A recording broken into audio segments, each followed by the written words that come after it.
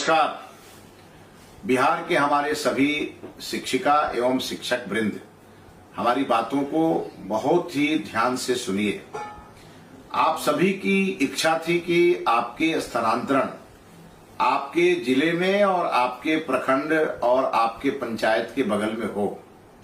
इसके लिए माननीय मुख्यमंत्री जी और मैंने बैठ करके हम लोगों ने बिहार में स्थानांतरण नियमावली बनाई और अब दिनांक 29 जुलाई 2026 से 5 अगस्त 2026 के बीच सभी प्रकार के शिक्षकों के ट्रांसफर हेतु आवेदन लिए जाएंगे और वो आवेदन ई शिक्षा पोर्टल पर लिए जाएंगे। आप सभी को मालूम है कि ई शिक्षा पोर्टल चूंकि उस पर आप जुड़े हैं और उसी के माध्यम से आप अपना आपकी हाजिरी भी बनती है और उसी के माध्यम से आपका सब काम चलता है। तो विभाग ने एक बहुत ही पारदर्शी व्यवस्था आपके लिए लागू की है। तो भूलिएगा नहीं, जिनको भी ऐच्छिक ट्रांसफर की आवश्यकता हो वो कल यानी 29 जुलाई 2026 से 5 अगस्त 2026 के बीच पोर्टल खुले रहेंगे और आप अपना आवेदन करिए। और आपको न किसी को फोन करने की जरूरत है, न पैनिक होने की जरूरत है। आप सबका ट्रांसफर उसी एक सप्ताह के आवेदन के आधार पर किए जाएंगे। ध्यान रखिएगा, पहले के सारे आवेदन निष्प्रभावी माने जाएंगे।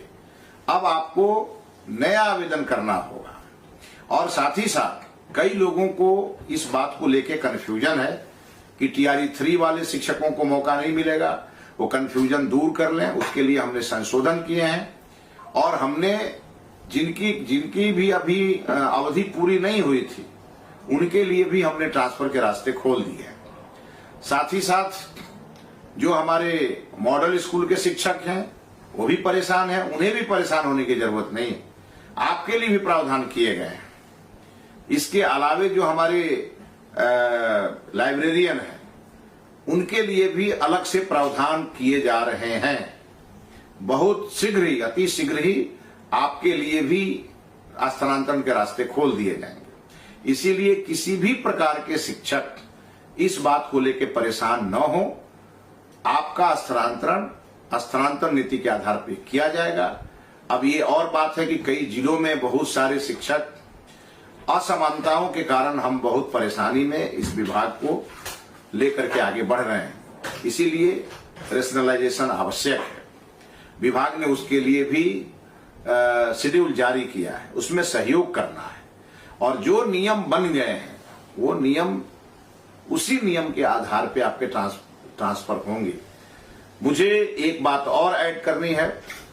इस ट्रांसफर पॉलिसी के क्रम में और इस ट्रांसफर अवधि के क्रम में कहीं से भी मुझे कोई सूचना यदि मिली कि किसी शिक्षक ने किसी शिक्षा विभाग के पदाधिकारी या कर्मचारी को कोई रिश्वत दिया तो रिश्वत लेने वाला भी और रिश्वत देने वाला भी दोनों दंडित होंगे। एक बात ध्यान रखिएगा, पूरी पारदर्शिता के साथ हमने अपने सभी शिक्षकों की ट्रांसफर को लेकर के जो सुझाव थे उसे माना है। हम आपके लिए लगातार काम कर रहे हैं। धैर्य बना करके रखें और भी आपके जो समस्याएं होंगे उसका भी समय समय पर हम निष्पादन करेंगे।